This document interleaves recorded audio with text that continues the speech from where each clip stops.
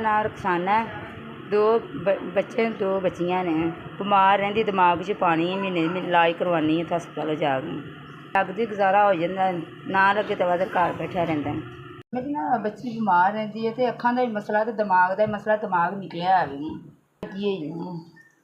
अज ना नाली पई है, तो नाली नाल पानी निकलदा है।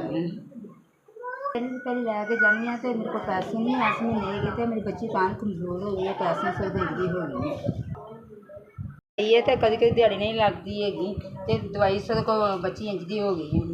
ये ना महीने पानी दिमाग च कढ़ानी है, तो 5000 खर्चा आ जाता है। तो ऑपरेशन होया है, तो नाली डाली तो पानी कढ़वान जानी महीने बाद। मैं बड़ी माड़ी हाँ, गरीब हाँ, तो उधर उधर चुक के पैसे बड़े लाए नहीं, तो हुण नहीं लाए जाते।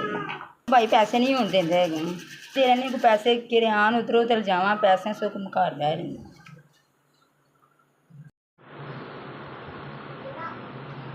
भाई थोड़ी तरफों पैसे मिल गए ने, अल्लाह पाक थोड़ी जिंदगी होवे, तंदुरुस्ती होवे।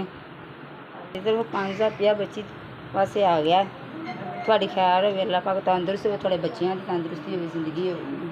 तुसीं रहिंदे खुश रहो, बाज रहो, अल्लाह पाक थोड़ी जिंदगी होवे, तंदुरुस्ती होवे, थोड़े बच्चियां दी तंदुरुस्ती होवे, जिथे रहिंदे जो खैर होवे।